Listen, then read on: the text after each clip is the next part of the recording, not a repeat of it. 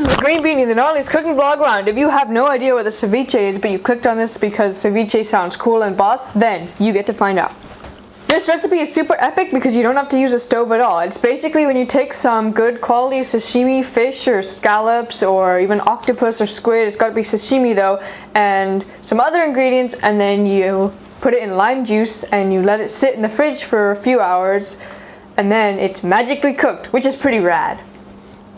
It can take between 4 and 24 hours. That may seem like a long time, but it's not like you're just sitting there and waiting for it to cook unless you have enough of a not life to do that. But you know, as for me, I have a time paradox who I can send back in time to do it for me. In fact, my time paradox should be returning right about now.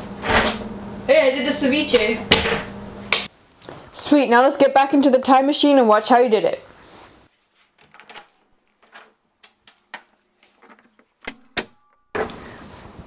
Alright, so we gotta cut up the sashimi, and we need an ultra sharp knife like this one, otherwise your sashimi will fail and you will butcher your beautiful, probably $20 a pound or something like that sashimi. And here I have some tilapia, that's a fish by the way.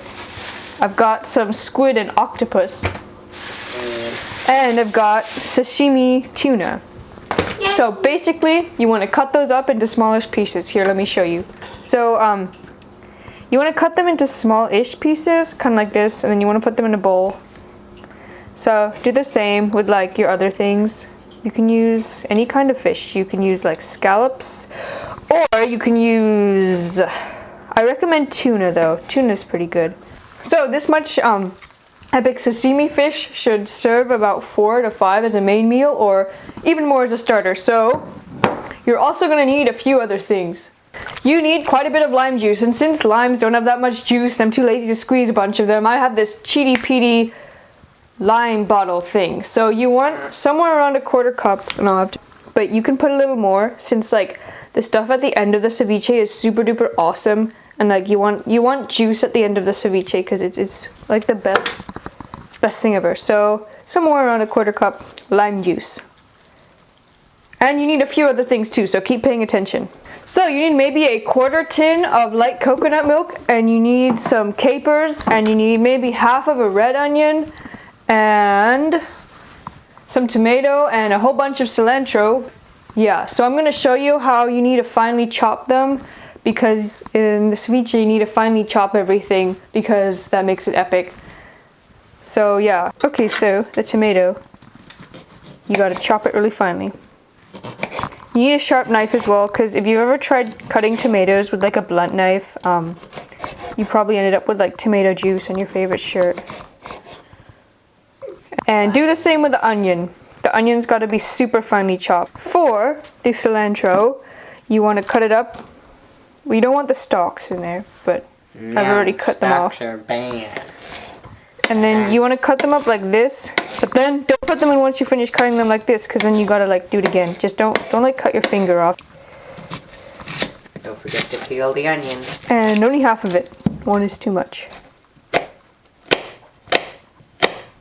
The onions! So again, very finely, and once it's all broken up, go ahead and add that as well.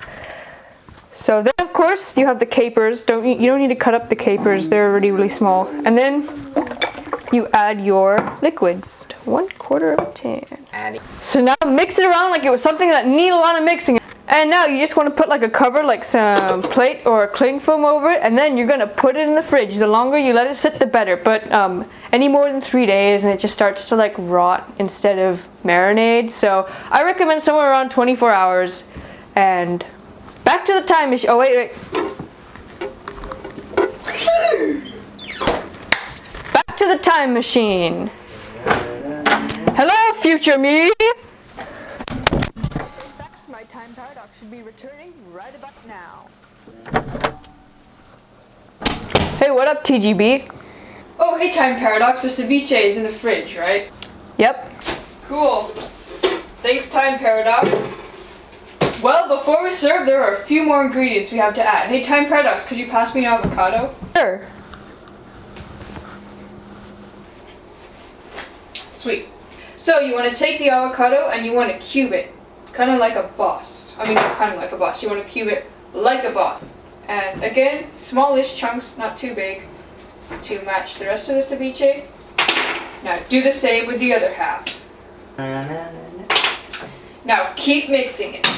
Mix it until all the avocado is like super mixed in and stuff. Now you can serve it like a boss. Hey, I want to show them how to serve it. So I recommend that you serve it on a nice bed of like mixed greens like this, or a bed of seaweed if you can get seaweed.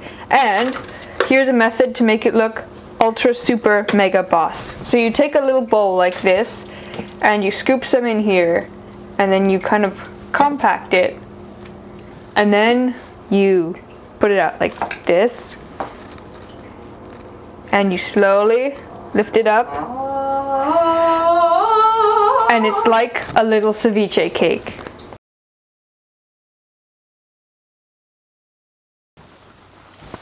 So that was this week's green beanie for you. I highly recommend that you give this recipe a try, because it's not only extremely epic, but it's also healthy. Did you know that there are many other TGB recipes out there? All you gotta do is click on the subscribe button and you will get a new one every week. Also, check out some of my older ones, such as this one, which should appear right above me, for ones like when my time paradox was created. You can watch that episode, it was pretty good. So yeah, that's pretty much it, right? Yep. Stick around and bye for now.